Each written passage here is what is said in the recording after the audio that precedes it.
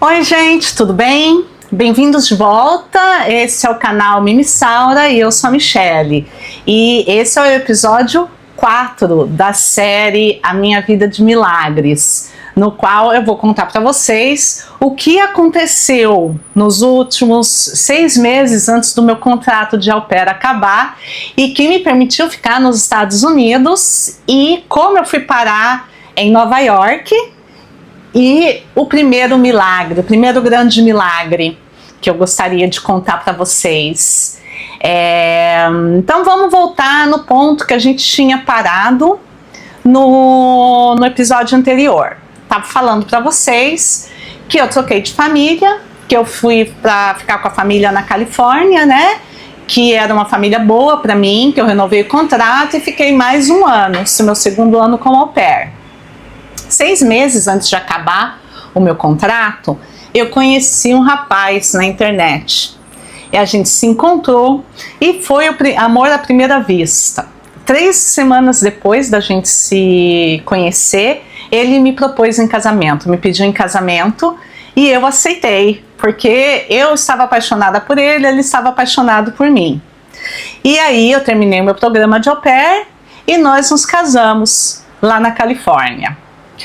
Aí eu fiz o pedido de, quando você casa, você vai no governo, você faz o pedido de green cards, já como você é casado. Aí antes de você receber o green cards, tem um período em que você fica com um visto, não é um visto, é um cartão que te permite trabalhar, autorização de trabalho. Você já tem uma autorização de trabalho, apesar de ainda não ser do Green Cards. O Green Card chegou 6 meses depois do casamento.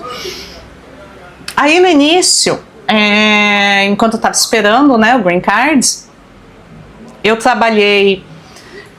comecei a trabalhar, tal, estava morando com meu marido, que agora é ex-marido.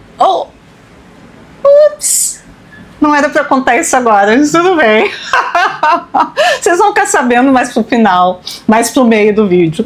Enfim, fui trabalhar de pizza delivery, estava entregando pizza, depois trabalhei de faxineira na casa de uma mulher, uma alemã, que tinha um escritório, que tinha uma empresa e estava precisando de uma recepcionista para a empresa, para cobrir a licença médica de uma outra menina que tinha saído de licença médica. Então, aí eu fiquei trabalhando lá, saiu o meu green cards e aí eu não lembro por que eu saí. Ah não, a menina voltou, acabou a licença médica dela. A menina voltou e aí eu arrumei emprego num banco. Eu fui trabalhar de caixa de banco. Eu fui trabalhar no Bank of America. Então, assim, foi o meu primeiro trabalho de verdade nos Estados Unidos, né? Mas, nessa época, o meu casamento já não estava indo bem. Por alguma razão, o meu ex-marido, ele não estava feliz. E aí, quando deu 1 ano de casamento, 1 mês depois de dar 1 ano de casamento, ele falou que não me amava mais. Aí eu caí em depressão. Foi a primeira vez que eu tive depressão na minha vida. Eu fiquei muito deprimida. A religião me ajudou muito nessa época. Os amigos me ajudaram, me deram muita força também. A minha mãe, a minha família me deu muito apoio, de longe, mas me deram muito apoio. Inclusive, falando nisso, não deu tempo para o visto sair para minha mãe e para o meu irmão. Eles tiraram o passaporte para ir para o meu casamento, mas não deu tempo de sair o visto a tempo. E eles acabaram não podendo ir no meu casamento. Eu não tive ninguém da minha família no meu casamento. E dos meus amigos, só os amigos que moravam ali na Califórnia mesmo, né? Porque era onde eu morava na época. E então, mas aí, 1 ano depois, ele falou que não me amava mais. Aí não queria mais ficar comigo. Aí ainda tentamos terapia de casal, mas não deu certo.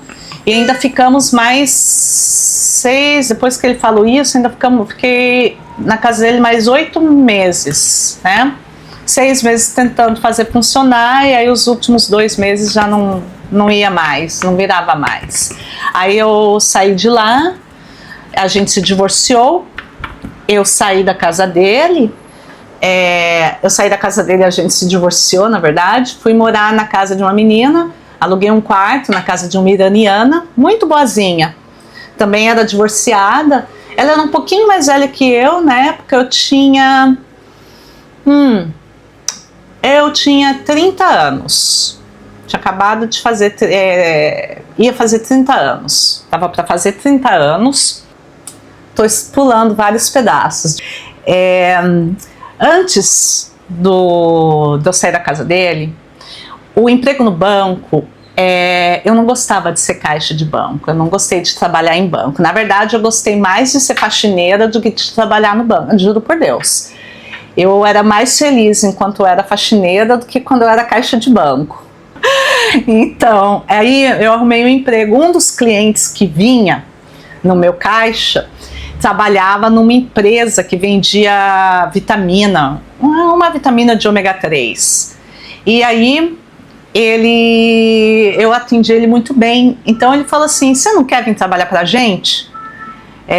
A gente está precisando de uma pessoa no atendimento ao cliente, atendimento após vendas. Eu falei: eu quero. Eu estava cansada, trabalhava de pé no banco, você não pode sentar, você tinha 15 minutos de pausa e eu não lembro, acho que era 1 hora de almoço, e as pausas eram cronometradas, assim, os horários do banco, assim, nossa, se você tinha o dia de fechar banco, oh meu Deus, que tristeza. O dia de fechar banco era uma tristeza, porque eu não tinha o mesmo horário sempre, era escala, cada semana é um horário diferente, então é difícil até planejar. Vamos supor, tirar um dia de folga ou outro, até isso é difícil de planejar. Mas o dia que você pega o fechamento do banco, oh lá lá, é muito ruim, é muito ruim.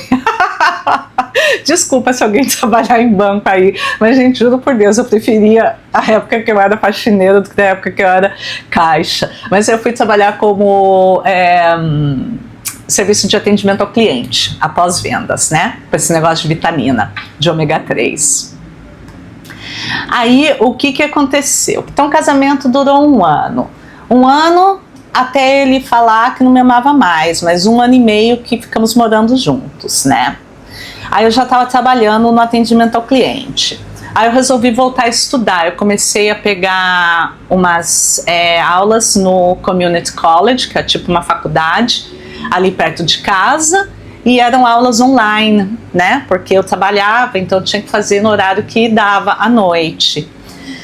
Aí, a empresa que eu trabalhava era meio que tipo uma empresa que fazia eu acho que era um esquema de pirâmide, porque os caras que vendiam mais, que eram amigos dos donos, cada vez que eles colocavam gente para vender para eles ganhavam comissão em cima das pessoas que entravam, em cima do que aquelas pessoas vendiam.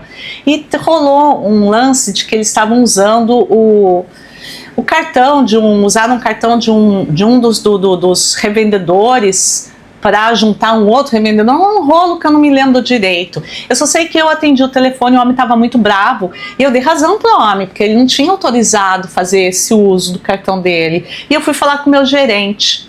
E o meu gerente falou que era assim mesmo, que isso era normal, ou eles iam estornar o dinheiro. Eu falei, mas está errado. Está errado, que o cliente só deu autorização para ser descontado o valor dos 2 negocinhos dele, das 2 vitaminas. Não é para ser usado para entrar uma outra pessoa, não lembro direito o que era, mas mesmo que vocês estornem, o cliente está certo, né? Ele não deu autorização para isso. Menina, eu fui mandada embora no dia seguinte por ter falado isso. Assim, cheguei para trabalhar, estava o meu cheque em cima da mesa. Michele, muito obrigada por seus serviços. Não precisamos mais dos seus serviços. Assim, simplesmente assim.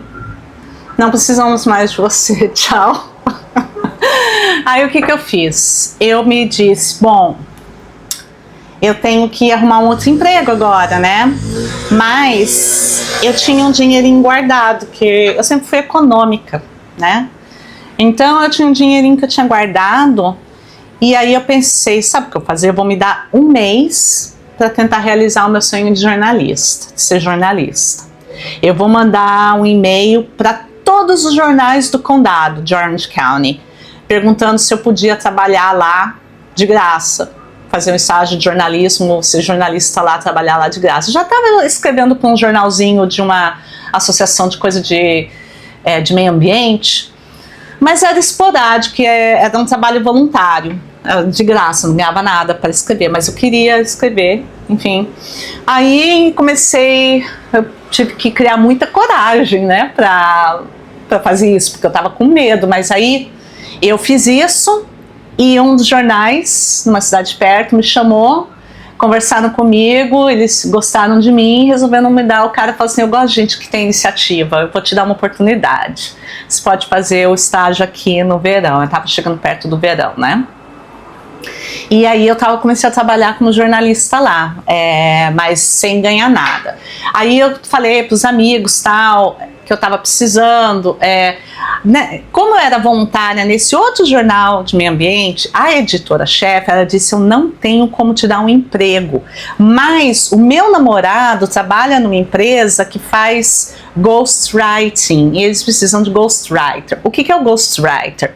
O ghostwriter é aquela pessoa que escreve artigos na internet, mas não assina o nome. Então, às vezes você olha um site, tem um monte de artigo ali, né? E não tem o nome do autor. Às vezes não tem o nome do autor. Quando não tem o nome do autor, normalmente foi escrito por um ghostwriter.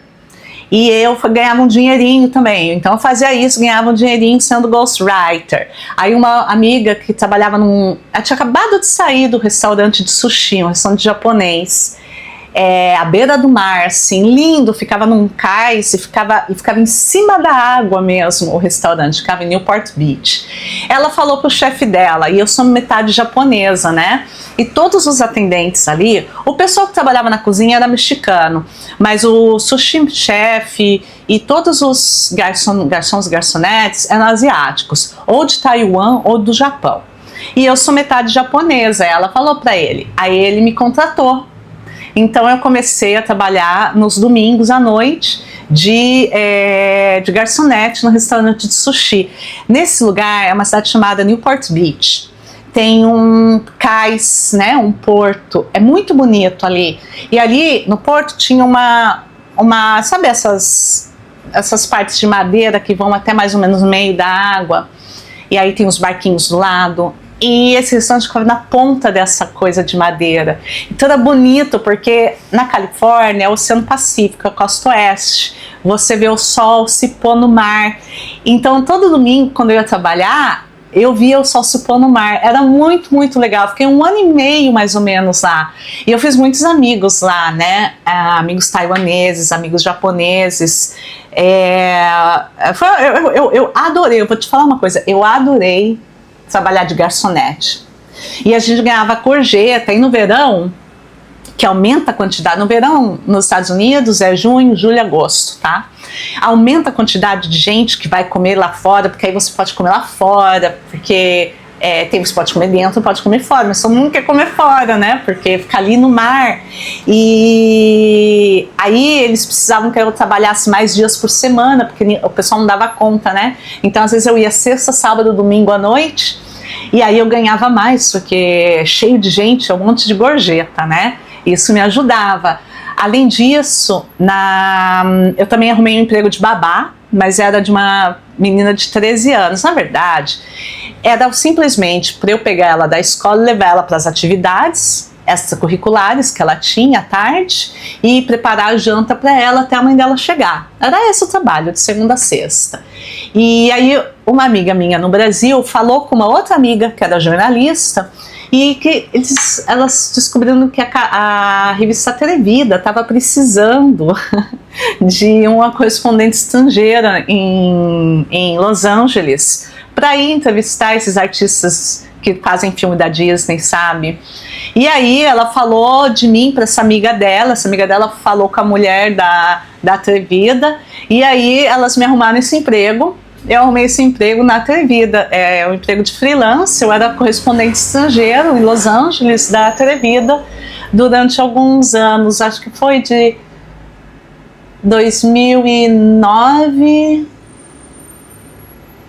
a 2012, não me lembro. Enfim, a Atrevida chegou até a me mandar para o Canadá para entrevistar o pessoal do... esqueci o nome. Esqueci o nome da série. Mas aí os artistas estavam lá não era Montreal, Vancouver. Me mandaram para o Canadá, eu fui para Vancouver, foi a primeira vez que fui para o Canadá. A primeira de 3, eu fui 3 vezes para o Canadá. Mas foi a primeira das 3 vezes e foi pago pela revista Atrevida. Foi muito legal trabalhar com eles. Quando eu fui para São Paulo visitar, eu fui visitar a redação, as meninas eram maravilhosas, sabe? Eu gostava muito do pessoal de lá. E apesar de você sabe que eu tô misturando todas essas coisas. Eu comecei com o divórcio, falando do divórcio e da depressão, mas isso ajudou muito. Eu comecei a melhorar. Muita oração, eu orava muito, orava muito, mas o apoio da minha mãe de longe, o apoio das minhas amigas, eu tinha o meu carro nessa época, e essa minha amiga que agora mora na Alemanha, ela morava em São Francisco, e a outra que eu falei, que ainda mora nos Estados Unidos, ela morava em Santa Bárbara. Então, às vezes eu ia para Santa Bárbara visitar essa amiga, às vezes eu ia para São Francisco visitar outra. Eu tinha uma outra amiga que eu adoro, que morava em Sacramento. E às vezes eu ia visitar essa outra amiga em Sacramento, que também é uma das minhas melhores amigas. E as 3 estavam no meu casamento também, foram minhas madrinhas.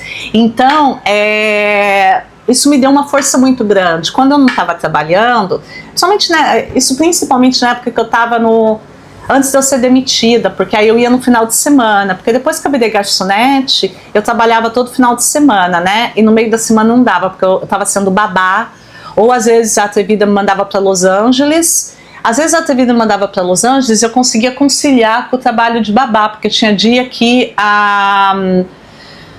a menina não tinha uma atividade extracurricular, eu me ajeitava com a minha chefe, falava, olha, esse dia eu não vou poder, tal, então eu conseguia, assim, ir ganhando uns dinheirinhos por fora. Além disso, nos Estados Unidos, você tem muita bolsa de ajuda, então eu recebi muita bolsa de ajuda de curso, de mini associaçõezinhas, às vezes é uma pessoa que quer fazer uma caridade e dá $500 para um estudante que precisa, necessitado, o outro dá 1.000, o outro dá 2.000 e assim. E como eu tinha notas muito boas, eu ia coletando um monte de bolsa, isso me ajudava a ir pagando meu custo de vida, né? Eu precisava explicar para vocês a diferença entre Community College e universidade. O Community College é uma faculdade de 2 anos. Você não sai com diploma de bacharelado, de graduação, você sai com um diploma, eu não sei o que seria o correspondente no Brasil, porque na época que eu morava no Brasil não tinha esse diploma de 2 anos, mas é um diploma que seria, sei lá, um tecnólogo, é um diploma de 2 anos, é um diploma de nível superior, mas não chega a ser uma graduação. O que os americanos fazem, normalmente quando você não tem dinheiro para ir direto para a universidade, porque a universidade é cara, as pessoas costumam fazer os 2 anos no Community College e depois pedir transferência para a universidade para fazer mais 2 ou 3 anos na universidade e aí sair com um diploma de bacharelado realmente, que é graduação, tá? Então, foi o que eu fiz. Eu estava fazendo literatura inglesa na época e aulas de jornalismo. Aí o que aconteceu? Eu me tornei um Honors Student, que é um estudante com honras, que é um estudante que pega aulas mais difíceis, para você poder conseguir entrar em universidades melhores, né? Então você tem que ter notas muito, muito altas, tem que ter a nota máxima normalmente em tudo, para você conseguir. Eu tinha nota máxima em todas as matérias que eu fazia, e eu fazia bastante matéria, porque eu ia estudava de manhã, aí ia trabalhar à tarde, aí à noite pegava umas aulas online, e aí às vezes trabalhava também de ghostwriter ainda, fiquei bastante tempo como ghostwriter também, porque ia me pagando, quanto mais artigo eu escrevesse, mais eu ganhava. E tinha meu trabalho de garçonete, então assim, eu não tinha tempo para ficar deprimida. Não tinha mais tempo e tinha tanta coisa e eu estava animada de voltar a estudar, porque eu não terminei a USP, eu larguei a USP. Quando eu fui ser au pair, que eu renovei meu contrato, eu perdi minha vaga na USP. Então a USP morreu. Acabou. Então eu não tinha diploma e eu queria ter um diploma, né? Eu queria para ter uma chance de melhorar na vida, né? Então, aí eu comecei a fazer bastante pesquisa como estudante de honras, honors students, eu fiz bastante pesquisa e 2 das minhas pesquisas foram selecionadas para serem apresentadas, uma na Stanford University, na Universidade de Stanford, e outra na Universidade da Califórnia, Irvine. UCI, University of California, Irvine. Então, e nessa de Irvine eu ainda ganhei um dinheirinho, ganhei $300 de prêmio. Eu estou toda feliz, mas todo semestre eu tinha que fazer um monte de cartas explicando por que eu merecia aquela bolsa tal. Tem muita bolsa.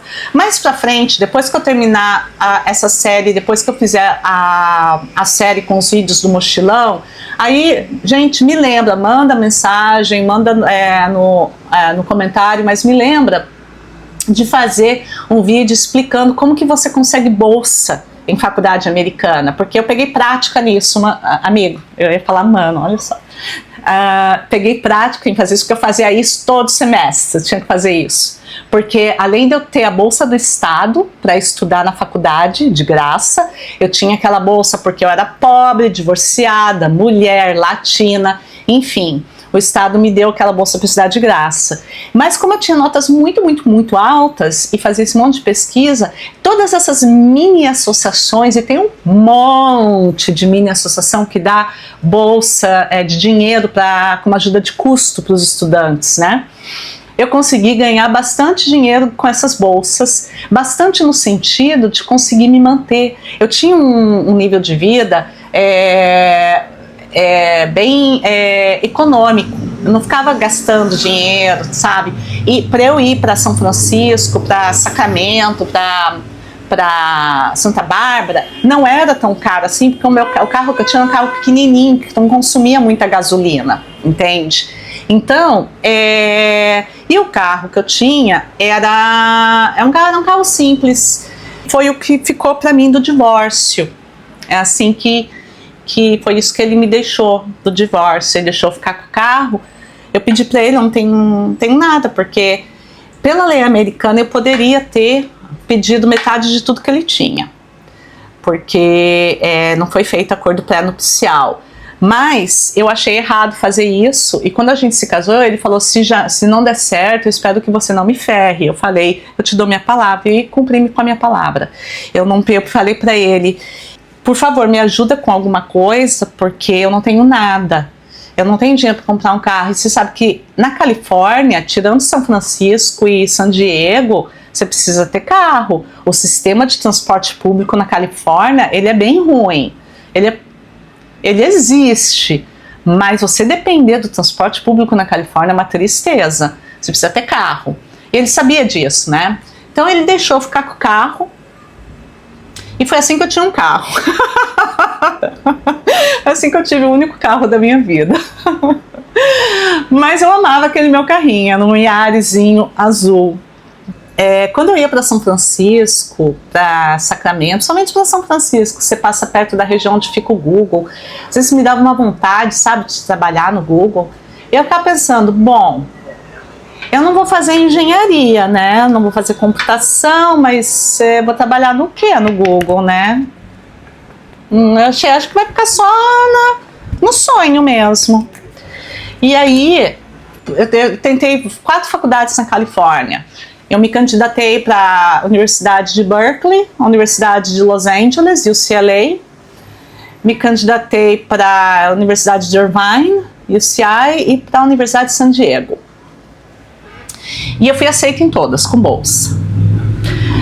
E aí, eu queria me candidatar, eu estava na dúvida se eu me candidatava para Columbia University, em Nova York, que é uma Ivy League. Vocês lembram que eu falei que era o meu sonho?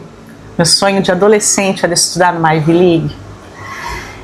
Columbia, Harvard, uma Ivy League. E eu estava com medo, pensei, você acha? Eu vou me candidatar? Você acha que eles vão me pegar? a Ivy League não vai me pegar. Gente, tô morrendo de calor. A Ivy League não vai me pegar, né? Minhas professoras no Community College, elas falaram, Michelle, você precisa se candidatar. Eu estava pensando em me candidatar, eu tava com vontade de me candidatar para Columbia University, mas eu estava com medo, pensei, acho que eles não vão me pegar, né? E se me pegarem, eu não tenho como pagar, custa $45 mil por ano, custava naquela época $45 mil por ano, como que eu vou pagar isso? Cara, não tenho como pagar. Aí elas falaram, Michelle, você tem que se candidatar.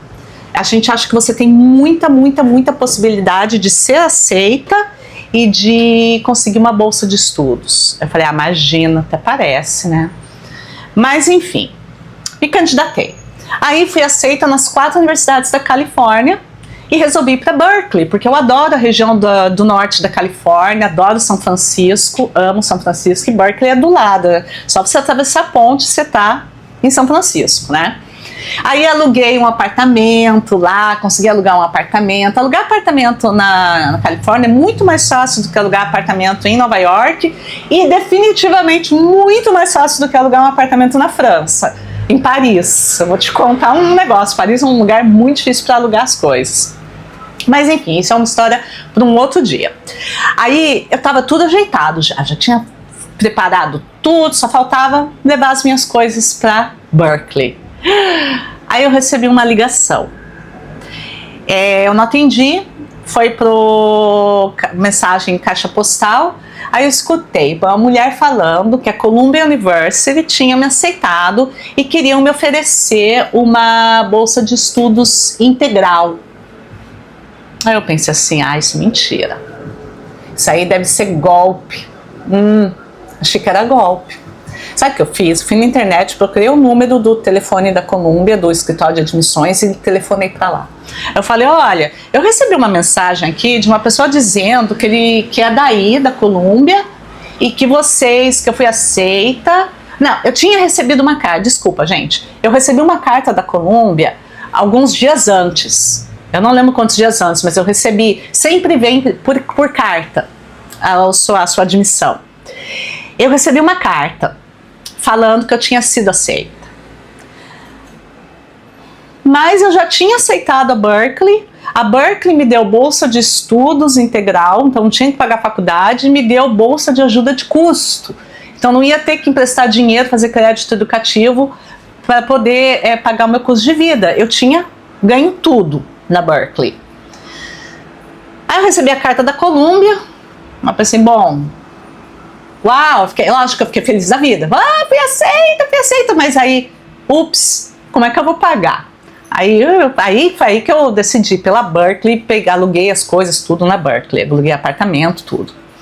Aí eu recebi essa ligação, já estava tudo pronto lá na Berkeley. Apartamento, já tinha feito aquela primeira reunião quando você entra na Universidade Americana, tem um dia para receber os alunos que estão chegando, né? Os calouros. Eles explicam como que é as coisas lá na faculdade. Às vezes pode ser uma semana, pode ser uns dias. Eu acho que foi 1 dia ou 2, no caso da Berkeley, acho que foram 2 dias. Desse onboarding, né? De dar as boas-vindas. Então já estava tudo pronto. Aí eu liguei lá e a Columbia falou: não é golpe, não. Nós te ligamos realmente. Você foi aceita e você foi aceita num programa especial de bolsa para alunos que demonstram potencial de liderança, que alunos que demonstram muito potencial. Nós queremos te oferecer uma bolsa de 100%. Só que a bolsa da Columbia não cobria custo de vida, auxílio de custo de vida. E aí eu falei, o quê? Como assim? Mas eu já aceitei tudo na Berkeley, eu já até aluguei um apartamento lá. Eles falaram, a mulher falou assim, olha, nós gostaríamos demais que você mudasse de ideia e que você aceitasse a nossa bolsa e que você viesse estudar aqui na Columbia University. Nós adoraríamos te ter como aluna. Senhor! O milagre aconteceu. Isso foi, gente, Isso foi um milagre, mas de um tamanho, sabe? Era um sonho de adolescente ir para uma Ivy League. Nunca que eu achei que um dia eu iria conseguir, porque a Columbia University custava na época $45 mil por ano. Isso sem contar o custo de vida em Nova York, que eles calculavam entre 23 a 26 mil dólares por ano. Então ali a gente está falando de uns 60 a 65 mil dólares por ano. Eu não tinha esse dinheiro. Nunca eu imaginei que eu fosse conseguir uma bolsa integral numa Ivy League. Mas eles me deram essa bolsa. E esse é o primeiro milagre que eu quero contar para vocês. Esse é o primeiro milagre da série. Que eu não sei se eu considero o meu casamento um milagre, porque foi graças ao meu casamento que eu obtive o meu green card. E foi graças ao meu green card que eu obtive a minha cidadania depois. Mas o fim do casamento, o casamento foi tão sofrido, foi tão triste, o fim do casamento foi tão triste, a depressão foi tão profunda, que às vezes eu fico na dúvida, foi milagre ou não foi? Então eu acho que foi milagre porque me abriu essa oportunidade, porque se eu não tivesse o green card, eu não poderia receber a bolsa. Porque é uma bolsa para pessoas que são ou residentes dos Estados Unidos, quer dizer, green cards, ou pessoas que são cidadãs americanas. Então eu acho que casamento dá para considerar que foi milagre também, mas que eu senti assim foi um milagre porque era tão impossível. Se vocês tivessem ideia de como é, assim, eu tinha 0,0000001% de chance de conseguir isso. Isso para mim isso não é milagre de Deus. Para mim foi um milagre que Deus fez na minha vida. Porque eu não tinha condições de estudar naquela escola. Eu não achava nem que eu ia ser aceita. Aí fui aceita. Mas uma bolsa integral para Columbia University? Nossa, para mim foi um grande milagre. Foi o primeiro dos milagres, que assim que eu digo assim, nossa, o primeiro dos grandes milagres que Deus fez na minha vida. E o que aconteceu? Como é que eu vim parar em Paris? Como eu fui parar em Paris, então? Aí esse vai ficar para o próximo episódio. Esse fica para o próximo, gente.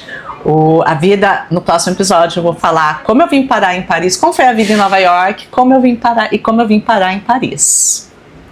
Então, como sempre, muito obrigada por ficar até o final, muito obrigada pelo teu apoio, dá aquele joinha, curte o vídeo, se inscreve no canal se você não for inscrito ainda, compartilha e comenta, coloca o que você achou do meu primeiro milagre nos comentários. Já aconteceu algum milagre na tua vida? Conta para as pessoas saberem. Isso ajuda a dar esperança para as pessoas que é possível acontecer, que o milagre ele é possível de acontecer, sabe? Não é, aí a pessoa não vê só a minha história, ela vê o teu comentário também, e aí pode iluminar o dia de uma pessoa, pode encher o coração de uma pessoa de esperança por aquele dia. E a esperança que empurra a gente para frente. Enquanto eu estava em depressão, depois do fim do meu casamento, do meu divórcio, foi a esperança que me empurrou para frente. Foi a esperança em Deus, a esperança de que ia melhorar, a esperança de que eu ia conseguir fazer faculdade, que eu ia conseguir melhorar de vida, e que Deus ia fazer um milagre na minha vida e que eu ia conseguir fazer a faculdade. E consegui. E Deus fez um milagre. Então, gente, põe aí nos comentários se vocês concordam comigo que foi um milagre. Eu queria saber a opinião de vocês. Vocês acham que o meu casamento pode ser considerado também um milagre de Deus? Queria saber o que vocês acham disso. Põe aí nos comentários, tá? Então tá, gente. Muito obrigada por ficar até o final. Muita luz, muito amor, muita alegria para vocês. Até o próximo episódio, episódio 5. Tchau, gente! Gente, muito obrigada pela audiência. Não esqueçam de curtir, compartilhar, comentar e se inscrever no canal se você não for ainda inscrito. Valeu, gente!